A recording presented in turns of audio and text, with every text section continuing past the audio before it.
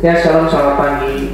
Ya, lama ya sebelum COVID saya terakhir ke sini dan tidak berasa kita udah melewati masa-masa sulit ya, masa-masa COVID, dan ini udah hampir tahun kedua ya setelah COVID berlalu ya. Saya juga kaget tadi nggak nyangka ketemu Ibu Bintang ya. Saya kebetulan punya bukan punya ya, tapi saya mengetahui sebuah persekutuan suami istri namanya Kanak Couples Meeting di Cimahi ada. Nah, Ibu Bintang ini beberapa kali dibawa Ibu Lena diminta bantu untuk membantu kami mendesain, mendekor ya. Tadi ketemu kayak pernah lihat waktu Ibu ngomong nama saya Ibu Bintang, oh ya ada itu. Ya, makasih ya. Nah, kita ini sekarang berjalan dalam waktu, setuju nggak? Ya. Apa yang ada di bawah matahari yang Tuhan ciptakan ditandai dengan terang dan gelap dan peredaran matahari dan benda-benda langit itu menunjukkan waktu mulai berjalan. Sebelum ada bintang dan benda-benda penerang ya, waktu dalam kekekalan, dan waktu dalam kekekalan itu artinya waktu itu tidak berjalan karena di dalam Tuhan ya, di dalam alamnya Tuhan waktu itu kekal. Karena kekal, dia itu tidak ada akhir. Nah, kapan waktu mulai berjalan ya? Ketika Tuhan ciptakan alam semesta, benda-benda penerang mulai bergerak menandai siang dan malam, pagi dan malam ya. Dan terus berputar, itulah waktu mekanis mulai berjalan. Dan kita ini nggak bisa lepas dari waktu, setuju? Ya. Waktu berjalan begitu cepat, setuju nggak? Kalau ibu-ibu di sini sekarang mungkin sedang mengantar anak kecil, coba ingat ke belakang sebentar. Waktu ibu mulai berpacaran ya, waktu cepat ya. Kalau pacaran itu waktu singkat loh ya, karena happy terus kalian bahagia dengan pas. Waktu menikah ya, waktu mulai lambat karena banyak ribut, bener ya. Jadi lambat tuh, banyak ribut kan ya, banyak ribut, banyak cekcok. Tambah lagi ada kesedihan, waktu berhenti karena merenung kesedihan. Nah, seperti itulah waktu. Tapi ketika ibu semuanya bahagia, ibu lihat tumbuh kembang anak tuh sepertinya cepat gitu. Saya punya anak paling besar umur 25 tahun dan bergeraknya cepat. Kalau saya lihat foto-foto, video-video masa lalu dia ya, anak itu waktu kecil masih sempat, saya ada videonya. Saya dari kecil anak-anak tuh udelnya waktu masih belum puput, saya diajarin sama cici saya untuk merawat gitu ya, sampai puput anak yang pertama, anak yang kedua saya rawat dari nol. Benar-benar keluar dari rumah sakit saya yang merawat, dibersih tiap hari sampai tiap puputnya, udelnya puputnya lepas. Saya lihat itu nggak waktu, dia nggak kerasa loh, dia sekarang udah 25 tahun. Yang paling kecil sudah 23 tahun. Mereka sudah bekerja. Saya tambah tua ya. Waktu bergerak dengan cepat. Nah, pertanyaan gini, kita mau isi waktu ini dengan hal-hal seperti apa? Apakah hal-hal yang berguna seperti yang tadi kita nyanyikan ya? Kita isi dengan hal-hal yang membangun, kita isi ciptakan hal-hal yang mendatangkan bahagia dan sukacita. Karena kebahagiaan dan sukacita oleh ibu-ibu ini harus diciptakan. Dia tidak datang dengan sendirinya. Ketika ibu menikah dengan suami, itu kebahagiaan harus diciptakan. Tidak bisa mengharapkan suami membahagiakan ibu, karena suami itu selalu membuat ibu jengkel terus. Setuju gak? Suami selalu membuat ibu jengkel gitu, karena dia selalu tidak pernah memahami jerih lelah ibu. Ya, dipikirnya ibu itu pengangguran di rumah.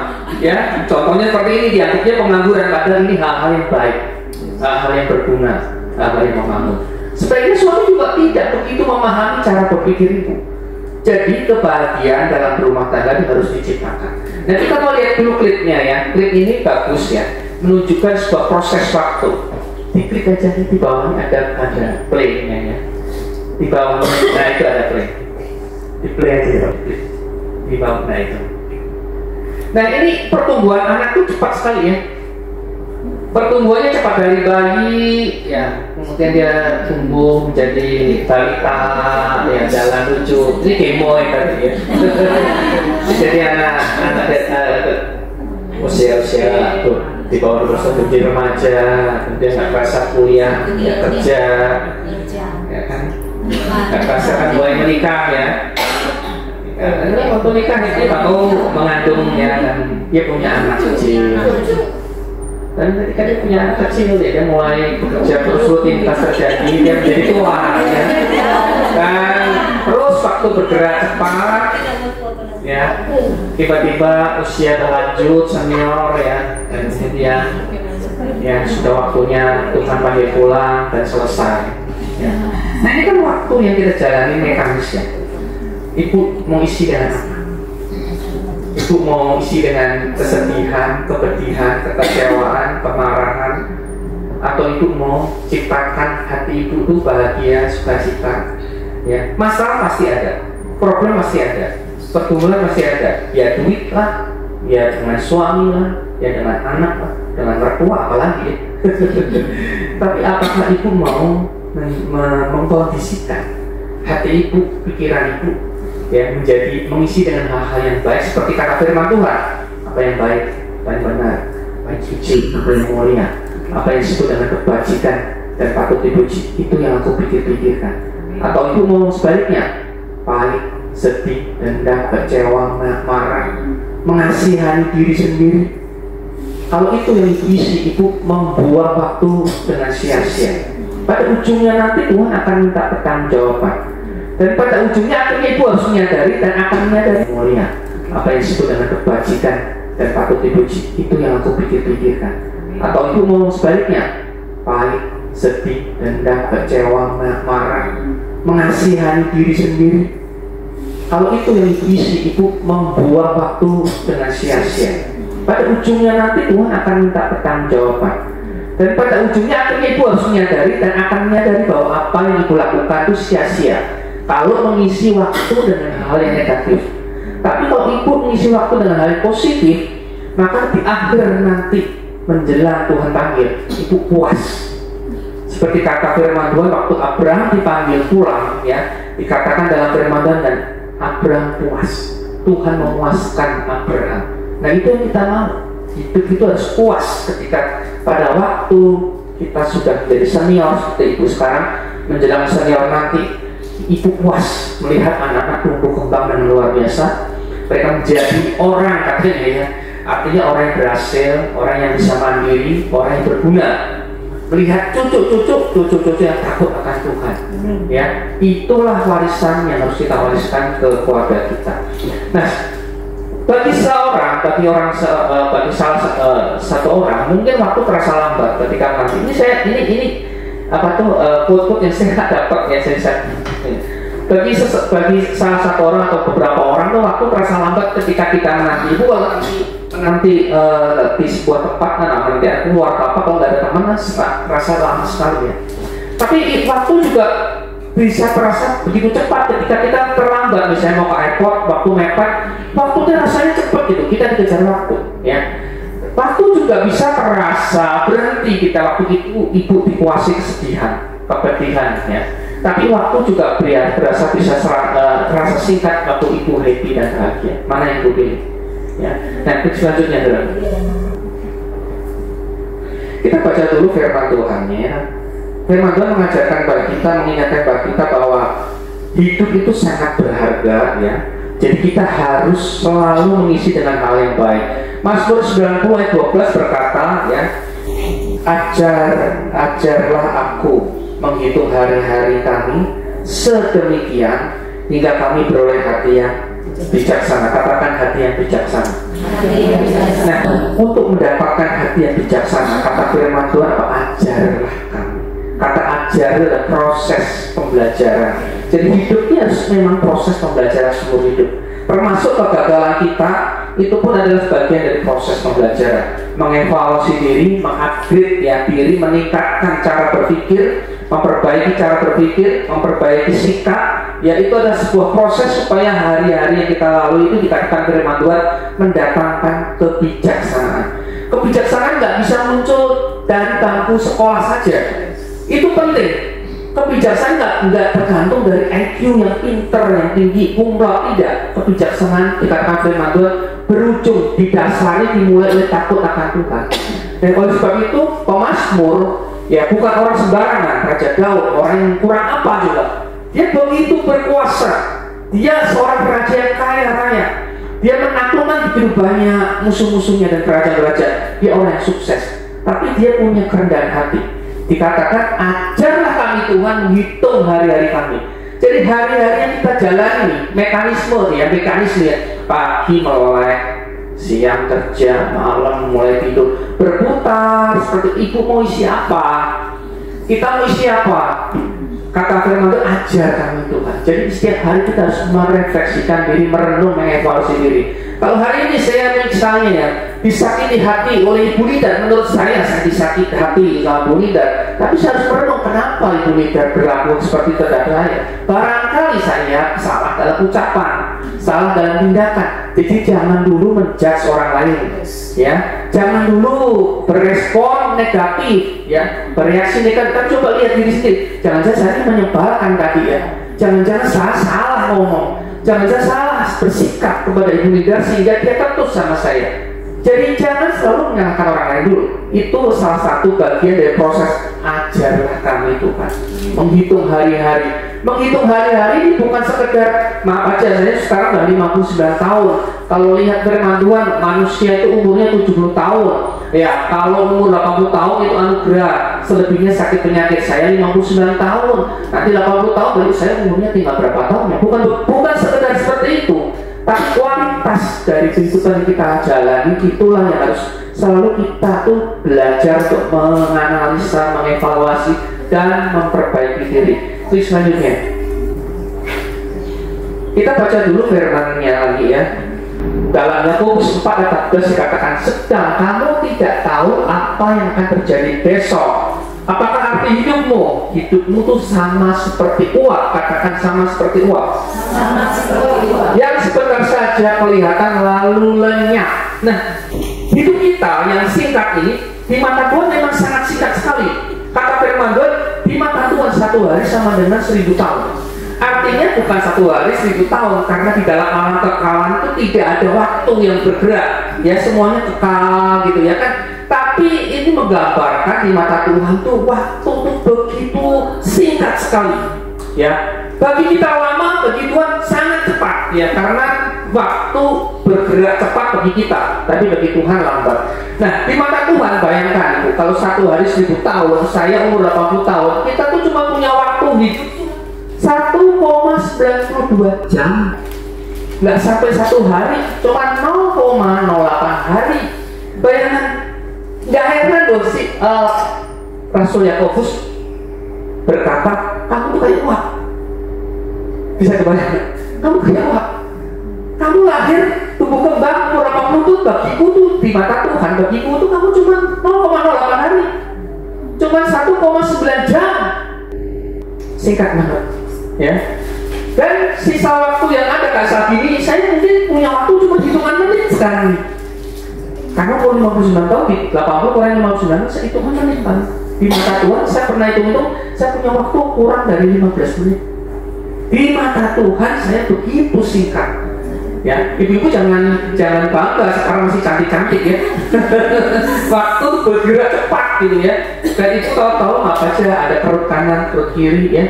Tahu-tahu giginya copot 1, copot 2, copot 3. Ya, waktu bergerak cepat. Terus selanjutnya. Yuk kita baca bareng-bareng ya, Pengkhotbah 3:1. Ada yang kelihatan semua? Pengkhotbah 3:1. Untuk segala sesuatu ada masanya. Untuk apapun di bawah langit ada waktunya. Nah, masa itu bisa diartikan sebagai musim kehidupan ya. Ada suka, ada duka, ada senang, ada bahagia. Pengkhotbah berkata di bawah matahari itu ada waktu untuk lahir, ada waktu untuk mati, ada waktu lahir untuk menangis, ada waktu untuk tertawa, ada waktu untuk ketemu kumpul sebenarnya, ada waktu untuk berpisah ya. Ada waktu untuk merobek, ada waktu untuk menjahit. Itu semua adalah pergerakan musim hidup ya, kehidupan. Dan Tuhan menciptakan kita berjalan di dalam waktu. Sebenarnya Tuhan itu baik, Dia tidak pernah merancang yang salah ya. Dikatakan di bawah langit ada waktunya. Dalam bahasa Ibrani-nya itu X, artinya itu Tuhan menyediakan sebuah pengalaman hidup dan keberuntungan. Tuhan tidak pernah merancangkan kecelakaan. Tuhan tidak pernah merancangkan yang namanya kesialan. Tidak pernah. Tuhan merancang kita berjalan waktu, sebetulnya rancangan Dia adalah kita mengalami sebuah pengalaman hidup berjalan dengan Tuhan. Ya, kita mengalami yang namanya keberuntungan demi keberuntungan, itu kehendak Tuhan. Ya. Dan Pengkhotbah 3:11 11 dikatakan ia membuat segala sesuatu indah pada waktunya, bahkan ia memberikan kekekalan dalam hati mereka. Tetapi manusia tidak dapat menyelami pekerjaan Allah dari awal sampai akhir. Kalau ibu tidak pernah mau diajar Tuhan, ibu akan tidak pernah mengerti, memahami jalan-jalan Tuhan. Setuju? Saya baru melayani kemarin satu keluarga, dan dia ditinggal mati oleh adiknya yang berperan seperti papa dalam keluarga, yang selalu menjaga keluarga, mengayomi, menafkahi. Kalau pergi rame-rame 20 sampai lebih dia bayarin. Ini orang memang jadi andalan. Tahu-tahu meninggal di usia 50 sekian tahun. Syok semua, termasuk teman saya syok. Katanya Tuhan turut bekerja dalam segala sesuatu untuk mendatangkan kebaikan bagi orang yang percaya. Saya nih sudah puasa 21 tahun, 21 hari untuk adik saya, kan dia cancer stadium 4. Dokter gak angkat tangan. Saya sudah puasa 21 tahun, 21 hari. Saya berdoa terus, minta pagi siang malam kepada Tuhan supaya sembuh. Kenapa? Apa baiknya buat kami, katanya. Kalau saya tanya apa baiknya buat, nggak ada jawabannya. Saya tanya, saya ngerti jawaban, saya bukan Tuhan, saya ngerti jawaban. Tapi yang pasti dalam kepedihan kesediaanmu ada sesuatu yang Tuhan mengerjakan. Dan kemarin saya baru melayani lagi setelah 40 hari ya. Kemarin satu keluarga kumpul, dan saya ngomong kebaikan Tuhan yang pasti. Adik kamu diselamatkan Tuhan, karena semasa hidupnya dia mengandalkan kekayaannya. Dia tidak takut Tuhan. Dia ke gereja tapi dia tidak takut. Dari saya tahu ya hidupnya masih jauh dari jalan kebenaran Tuhan. Bersyukur orang yang baik kayak adik kamu masih punya waktu. Tuhan kirim kamu puasa 21 hari, mendampingi dia sampai mau meninggal. Pegang tangan Tuhan Yesus, pegang tangan Tuhan Yesus. Dan saya bersyukur, saya diizinkan Tuhan banyak dia menuntut dia terima Yesus. Dan beberapa kali saya mendampingi dia, mendoakan dia di rumah sakit. Ya saya bersyukur gitu. Saya ngomong itulah kebaikan Tuhan. Tuhan Yesus ngomong apa gunanya semua seseorang itu mempunyai seluruh dunia kalau dia kehilangan nyawa. Itulah kebaikan Tuhan. Adikmu mengenal Kristus, di saat akhirnya dia berjumpa dengan Kristus. Bahkan di waktu menjelang ajal dia dengan berani ngomong, nanti kalau saya meninggal saya nggak mau di tempat yang gelap, jadi saya mau abu dia ditaruh menghadap ke cahaya. Saya mau kanan kiri nanti di peti saya dikasih lilin yang terang. Saya ngomong itulah kebaikan Tuhan. Kan saya waktu melayani dia saya bicara tentang terang dunia, terang Yesus Kristus. Ya, klik selanjutnya saudara. Jika waktu tidak bisa kembali, ini ibu renungkan ya. Seandainya ibu semua hanya memiliki masa hidup tinggal 7 hari. Ini saya pernah ditanya gitu soalnya dalam sebuah seminar ya. Apa yang akan Anda lakukan dengan sisa waktu yang ada? Coba merenung 1 menit. Ini pertanyaan yang nggak enak tapi memang harus direnungkan. Kalau saya punya waktu singkat, apa yang saya lakukan? Coba direnungkan. Saya masih dendam sama suami, nggak mungkin sampai aku mati tidak akan pernah aku mengampuni suamiku. Ada, saya main keluarga soalnya. Ada yang seperti itu. Kalau saya nggak mungkin mau ketemu mukanya lagi sama anakku karena dia pernah mencekik aku. Ada gitu. Saya melayani anaknya mencekik mamanya sampai akhirnya kena kutuk kali ya. Mamanya kutuk, kamu kurang ajar ya, yakin hidup kamu. Begitu dia memang mudanya berhasil tuh, tak tahu jatuh tanpa sebab, bangkrut, kena cancer stadium 4. Saya melayani konseling akhirnya menemukan akarnya bahwa dia itu dikutuk mamanya karena waktu saya berdosa sama mama saya. Waktu saya marah sama mama saya cekik mah. Saya cekik sama dia. Memang nggak sampai mati, dicekik sampai nggak bisa bernapas. Akhirnya ketika dilepasan mamanya ngutuk, kamu kurang ajar sama mama, kamu susah hidup kamu. Ya, kita layani, bertobat, ngomong besok temuin mama kamu, sungkem lu di kaki mama kamu. Ya, apa yang kita misi dalam hidup kita yang ini. Saya gini, saya udah 50 tahun, udah mulai mikir apa yang saya bisa lakukan untuk Tuhan, apa yang saya harus lakukan dengan maksimal untuk membahagiakan keluarga aku, istri dan anak-anakku. Sebagai laki-laki, jujur aja nih, ada istri saya nggak ya? Enggak ada. Ya, kami biasa terbuka, kami di persekutuan Pastor itu udah ngumpul suami-suami bisa biasa kita terbuka, ibu juga terbuka ya. Laki-laki itu kalau satu punya uang, dua punya kekuasaan, ya, ketiga punya kesempatan, ya, itu godanya banyak sekali, ya. Karena laki-laki itu tidak ada expirednya. Soalnya maaf, ini realita. Coba. Ibu baca di media, ya, umur 70 tahun laki masih bisa menikahi umur 20 tahun. Kenapa? Bukan dia ganteng, dia mau udah preok aja. Duitnya ganteng dulu ya, hartanya yang bikin dia ganteng terus gitu. Tapi fisikal dia sebetulnya enggak. Maksud saya, laki kalau punya kekayaan, punya kekuasaan, punya kesempatan, kalau tidak takut akan Tuhan, selesai dia. Pasti selesai, ya. Pasti dia banyak jatuh dalam dosa. Terus selanjutnya. Nah, ini yang harus kita renungkan. Coba kita baca dulu bersama-sama Efesus 5:15-16. Karena itu, perhatikanlah dengan seksama bagaimana kamu hidup. Jangan seperti orang bebal, tapi seperti orang arif. Dan pergunakanlah waktu yang ada, karena hari-hari ini adalah jahat. Dan ibu perhatikan kata, ya, perhatikanlah dengan seksama, berarti sebuah peringatan. Hati-hati, ya, waspada hidup kamu, ya. Bagaimana kamu hidup, jangan seperti orang bebal dibandingkan dengan orang arif. Tadi kita baca dalam Mazmur, ajar kami menghitung hari, supaya kami beroleh bijaksana, hati yang bijaksana. Ini adalah orang yang arif. Nah, dan pergunakanlah waktu, karena hari-hari ini adalah jahat. Setuju hari ini jahat?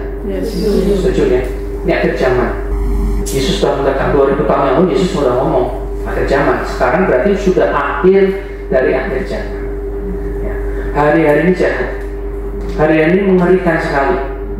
Suami bisa nikah sama suami, laki sama laki maksudnya. LGBT di mana-mana, ya. Saya mendengar sebuah kesaksian nyata di gereja soal gadis yang merindu melayani Tuhan, dimentor oleh pembimbing rohaninya, akar rohani kadang-kadang wanita juga, tapi jatuh dalam lesbian. Kenapa? Karena pembimbing rohaninya lesbian. Dipeluk-peluk, dilusus, lama-lama jatuh.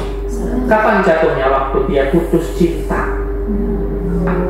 Ini kejahatan sudah masuk ke dalam yang disebut gereja.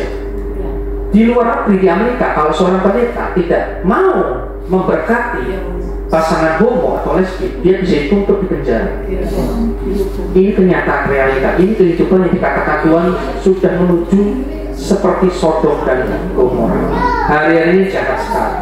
Anak-anak kita kalau tidak diperhatikan, ibu-ibu semua, seharusnya dibatasi main gadget, karena dia bisa mengakses semua gadget, dan teman-temannya itu yang kita nggak bisa filter akan mengajari dia untuk membuka hal-hal yang buruk. Apakah ibu berpikir bahwa anak-anak kita yang umur masih kecil itu tidak terdorong untuk melihat hal-hal yang tidak boleh dilihat? Enggak, zaman sekarang perkembangan psikologis anak itu terjadi lompatan. Kalau dulu kita masih, ya kita angkatan kita masih umur 12 tahun masih belum katanya, ya masih belum. Saya umur 15 tahun, 17 tahun, saya masih belum ngerti yang gitu, belum ngerti.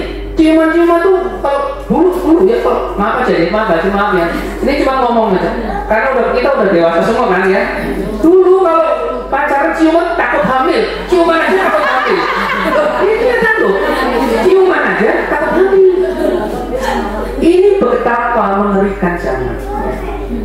Jadi kita mesti hari kita dengan apa hal yang berguna. Pertama, gunakan waktu dengan baik.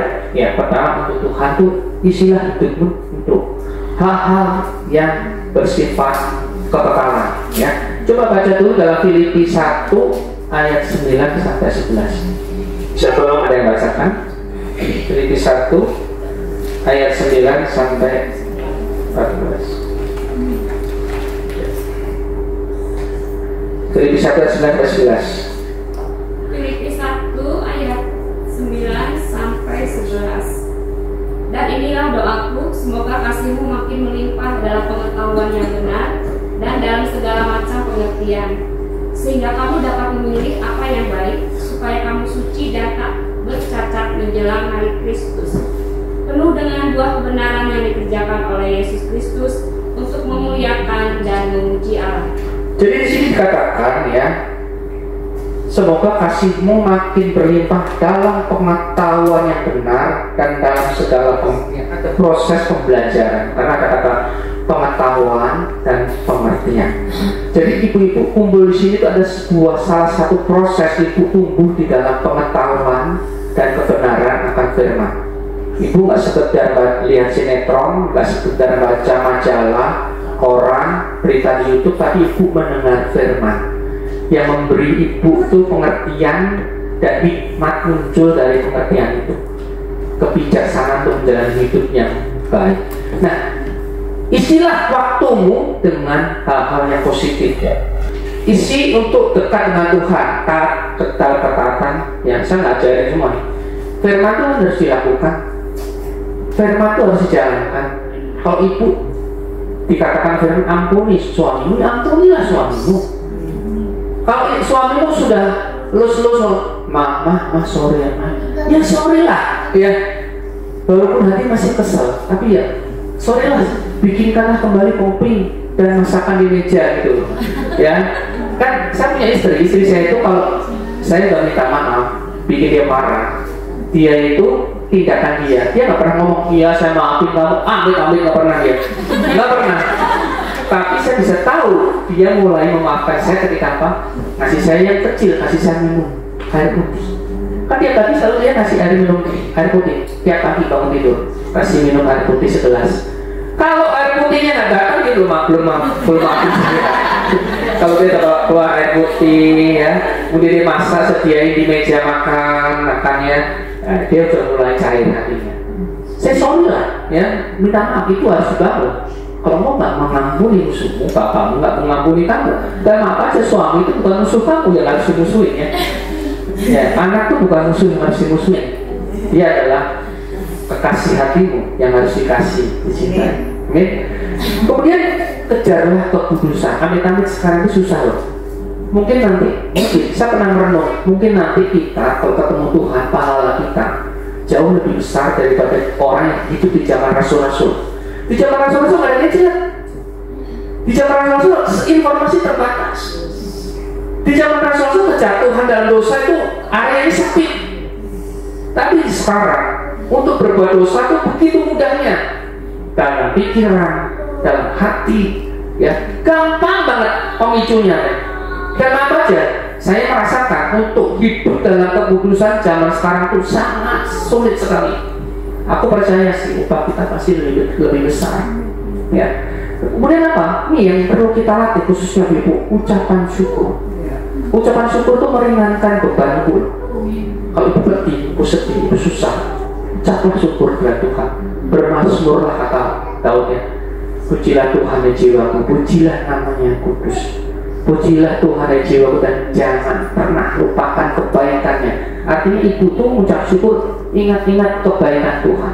Kalau dulu Tuhan tolong ibu, dulu Tuhan tolong suami ibu, dulu Tuhan tolong papa mama ibu, Tuhan pasti akan tolong juga pada waktunya. Amin. Dan kemudian isi waktu yang ada untuk keluarga ya. Coba baca dulu Amsal 26, atau saya bacakan aja biar cepet ya. Amsal 26, Amsal 17 akan dulu. Mahkota orang-orang tua adalah anak cucu, dan kehormatan anak-anak ialah nenek moyang mereka. Amsal 22:6, saya lanjut. Didiklah orang muda menurut jalan yang patut baginya, maka pada masa tuanya pun ia tidak akan menyimpang dari jalan itu. Nah, mana yang duluan? Mahkota orang tua adalah anak cucu, atau kehormatan anak-anak ialah nenek moyang mereka? Mana yang duluan? Mahkota itu lambang kehormatan ya, kebanggaan ya. Mana dulu? mahkotanya dulu atau kehormatan orang tua dulu?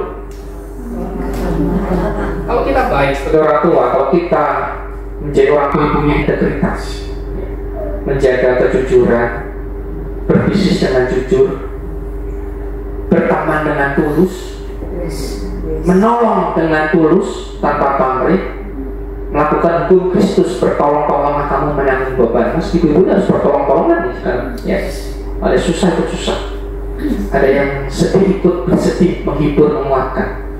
Dan jangan gampang menghakimi, kata Tuhan Yesus. Tapi tolonglah, doakan. Ibu-ibu sama-sama mendoakan. Yang sedih tengok kesedihan dia ya kesedihan ibu-ibu semua. Kalau itu dilakukan, itu akan sangat luar biasa. Dan anak-anak akan melihat anak-anak itu. Ada seorang hamba Tuhan ya, yang ngomong anak-anak itu usia 12 tahun ke bawah itu seperti anak monyet. Bukan menghina ya, tapi apa yang dilihat dikerjakan. Apa yang dia lihat, yang dia pelajari dari orang tuanya, dia lakukan. Jadi ibu mau ngasih keteladanan apa ke anak-anak? Mengumpat-umpat papahnya. Ini sering terjadi soalnya. Mengumpat-umpat papahnya, maka jangan heran anak itu akan mengumpat papahnya pada waktu nanti dia besar. Mengata-ngatai, menjelek-jelekin mamanya. Kalau papanya begitu, dia akan lakukan. Kalau papanya gampang main pukul, nggak heran nanti dia punya keluarga. Dia pikir pola yang benar untuk menundukkan istri dengan main pukul ya. Jadi apa yang dilihat anak umur 12 tahun ke bawah itu membekas dan membentuk sebuah paradigma di pikiran alam bawah sadarnya. Ya, didiklah keluarga kita dengan baik. Dikatakan wariskanlah iman yang baik. Ya, wariskan iman. Itu warisan yang kekal. Ajar. Firman Tuhan katakan didiklah anakmu, ya. Ajar anakmu pada waktu dia duduk, pada waktu dia berjalan, pada waktu di ladang, pada waktu di rumah, ya, pada waktu bangun, pada waktu tidur. Didik dia, terus-menerus didik dia dalam kebenaran firman. Jangan kasih banyak pegangan HP, games, boleh kasih batas waktu, tapi didik firman, ajar dia. Mengajar anak jangan duduk nih, mama kasih tahu, jangan. Waktu dia ngomong apa, di jalan, lagi rekreasi, lagi apa, didik kasih tahu, jangan nak. Firman Tuhan ngomong, Tuhan nggak boleh kamu berlaku kasar, anak nggak boleh terlalu marah, kendalikan, kamu nggak boleh tuh marah-marah kayak gitu, ya. Dan itu ditanam terus sama anakmu. Selanjutnya saudara ya, isi waktu kita dengan apa? Kebersamaan yang berkualitas. Gadget ini membuat yang jauh jadi dekat. Kita kan sering dengar, yang dekat jadi jauh. Siapa yang di sini makan satu meja waktu di restoran, udah pergi sih, udah bener, udah waktu bersamanya ada, ya, papa, mama, anak, tapi masing-masing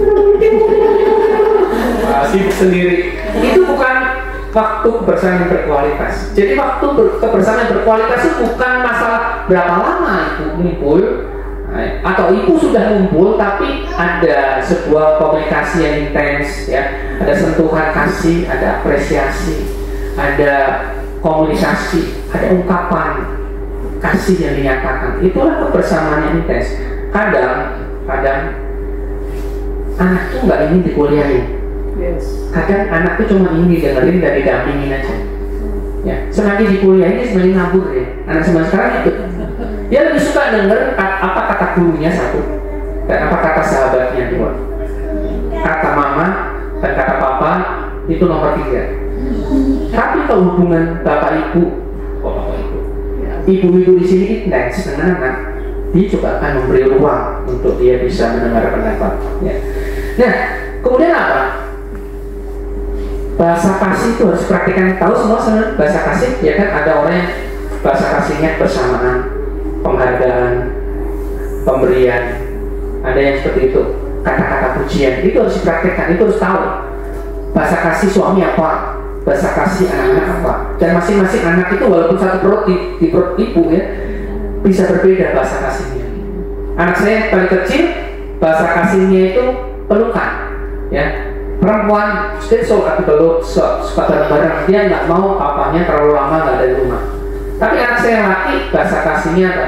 Yaitu bahasa kasihnya penghargaan, kata-kata pujian. Dia ingin dihargai. Berbeda-beda. Nah, yang terakhir saudaraku, klik selanjutnya. Saya bacakan ayatnya ya. 1 Petrus 1 ayat 22 ya, kita baca bersama-sama. Karena kamu telah menyucikan dirimu oleh ketaatan kepada kebenaran, sehingga kamu dapat mengamalkan kasih persaudaraan yang tulus ikhlas, dan kamu sungguh-sungguh saling mengasihi dengan segenap hatimu. Nah, dalam hal ini salib Kristus kan mengajarkan keseimbangannya. Kita bersyukur loh, simbol dari inti dari pengajaran Injil itu salib. Itu sebuah simbol yang luar biasa. Ke atas arah banyak pada Tuhan, ke samping kanan kiri arahnya kepada sesama, termasuk lingkungan keluarga ini kita. Jadi apa sih yang harus kita lakukan? Ya, kita harus belajar ke care, ya, simpati dan empati. Jangan selfish. Kan selfish orang kan sekarang tuh lebih mementingkan dari sendiri hidup. Orang tuh sudah nggak peduli. Ibu jangan cuma care gini. Oh, saya kasih ibu bintang, ibu kuat ya dalam Tuhan, cepat sembuh ya, hehehe. Terus saya sudah merasa care dengan ibu bintang. Itu kan baru kata-kata. Ya. Apa sih yang perlu dilakukan? Menurut saya, telepon itu lebih efektif daripada sekedar ibu kuat ya, cepat sembuh ya. Telepon kalau sempat, kata-kata itu akan sungguh memberi dia itu kekuatan. Kalau ada waktu, jenguklah. Jenguk dia. Sekarang ini orang sudah nggak mau peduli lagi dengan kanan kiri. Aku, keluargaku, istriku, anakku, selesai. Kita jadi orang yang kesepian, banyak orang yang kesepian. Datanglah. Ada tim lawatan sih, lawatan ada. Itu harus lebih diaktifkan. Ya. Kemudian apa? Belajarlah, tumbuhkanlah belas kasihan, karena itu hati Yesus. Selalu setiap mujizat mau terjadi, hati Yesus digerakkan oleh belas kasihan. Kalau kita mau melihat mujizat nyata dalam komunitas kita, ya, tumbuhkan belas kasihan. Dan mujizat itu tidak selalu lumpuh berjalan, buta melihat, enggak. Mujizat itu dimana yang terbesar adalah bahwa orang itu merasakan kasih Kristus, orang itu merasakan jawaban Kristus, orang itu merasakan Kristus hadir. Dalam 1 Yohanes dikatakan Allah itu tidak terlihat. Ya. Tetapi kalau kau saling mengasihi, Allah yang terlihat itu menjadi nyata. Jadi ibu kalau datang berkunjung, itu ibu membuang waktu, yes. Membuang duit, ya, karena ada yang naik angkot, ada yang naik gojek, ya. Buang bensin, ya. Buang tenaga, pasti. Tapi itu adalah sesuatu yang bernilai ilahi, yang menyembuhkan, yang menguatkan orang lain. Dan orang itu akan ucap syukur. Makasih ya sudah dikunjungi sama Bu Bintang, Ibu Yos, ya. Aduh, saya bersyukur hari ini. Mungkin hari itu dia sudah marah sama Tuhan, tapi Ibu Yos datang memberikan penguatan, sekedar cuma dirangkul aja, didoakan, ya dia kembali tumbuh imannya, tumbuh harapannya. Itu bernilai kekal ibu, itu bekal ibu nanti ketemu Tuhan. Itu ibu mengisi waktu yang berjalan dengan hal-hal yang baik, yang berguna, yang membangun, yang bersifat kekal. Yesus berkati ya. Kita pamit.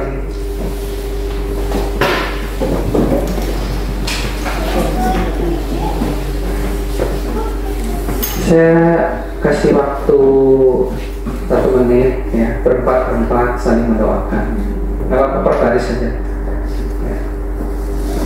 Saling bergandengan tangan mendoakan. Karena malam